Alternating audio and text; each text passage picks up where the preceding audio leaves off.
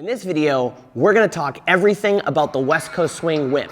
We're going to teach you your basic steps, and we're going to teach you our favorite tips to leveling up your whip, even if you're an experienced dancer. What's up, gang? It's Brian B. And Miss Emily. And this video is going to be your complete guide to the whip, whether you're a beginner dancer or beyond. So let's get started. All right, gang, we're going to talk about footwork and keys to victory in each 2-beat increment. There's my first 2 beats. There's my second 2 beats. There's my third 2 beats. And there's my last 2 beats. So we're going to do leaders, footwork, and keys to victory. Whether you're a beginner or intermediate, you're going to love this. So leaders, footwork first. For the first 2 steps, I have to do 2 things, leaders. I have to move my partner down the line, and I have to vacate the slot. So what I'm going to do is I'm going to work diagonally back for 1. On count 2, I have 2 different options. I can either cut my foot in front, or I can bring my feet together. So leaders, we have 2 options. I step diagonally back, and I cut tightly in front, or I step diagonally back and I step behind.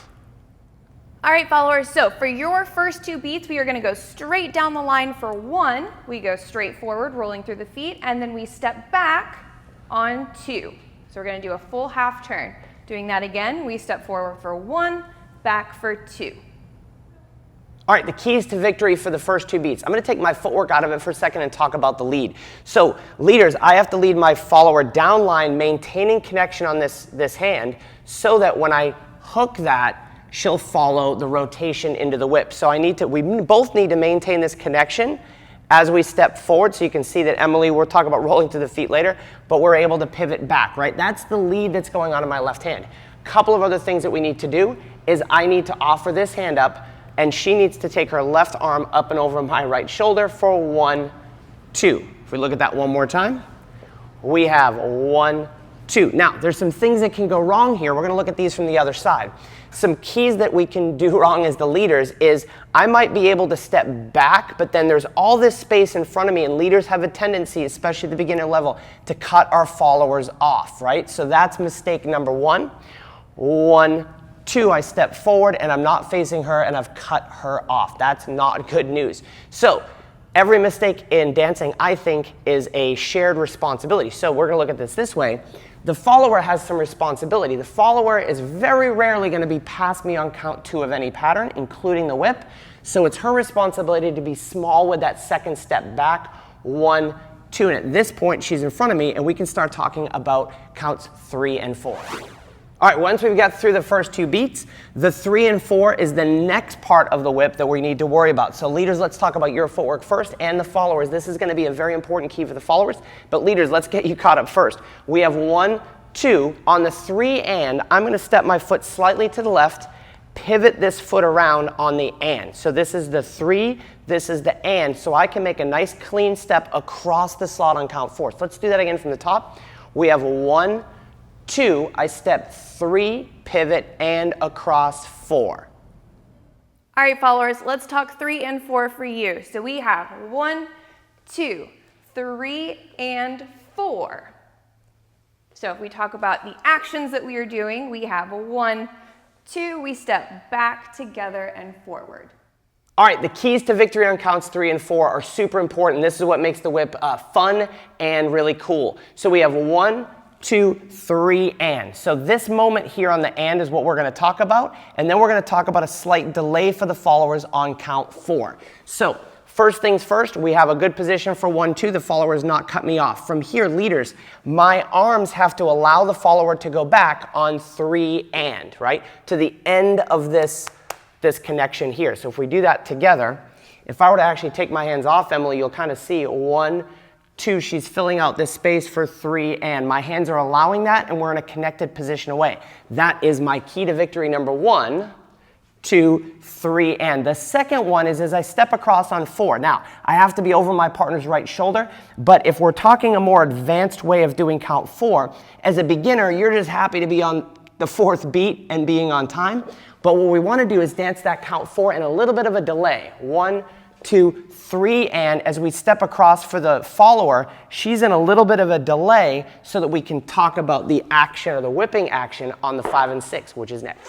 All right, let's talk about 5 and 6. Provided we've got this delay on count 4, we're going to have a cool whipping action on 5 and 6 before our anchor step on 7 and 8. So let's talk about leaders' footwork first, then we'll talk about followers, and then keys to victory. So leaders, we have 1, 2, 3, and 4. From here, I want to step a slight side step on count 5. I want to re-enter the slot, so not across the slot, but I want to re-enter the slot on 6 before I have my anchor steps. Let's do that from the top. We have 1, 2, 3, and 4. Slight step to the right for 5. In the slot for 6, 7, and 8. All right, followers, so your 5, 6, we have 1, 2, 3, and 4.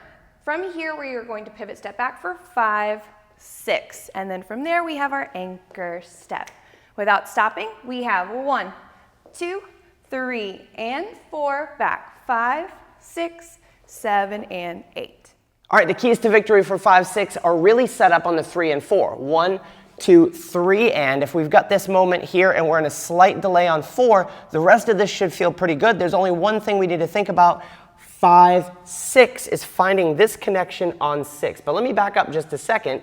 When we, as the leaders, are going to take our followers this direction, we have the tendency to send them with our arms while I'm looking the wrong direction. So if we're here on count 4, I want to start to look to my right, and you can see that that action alone starts to begin to turn my follower down the line, right? So I always explain this as a little bit of a throw catch. 1, 2, 3, and 4. There's the energy, and then I catch it. When I land on my count 6, the follower lands on their 6, and we've connected ourselves here, and we're ready for count 7 and 8, which we'll talk about last. All right, gang, we're going to talk about the last 2 steps, 3 and 4, 5, 6. And I did it from this angle because I want you to see this. I want to make sure that we dance in a close enough position to each other on count 6 so that when we do our 7 and 8, there's room to expand and stretch our anchor steps. So the last 2 steps, let's do it from our correct angles, right? We're here on count 6.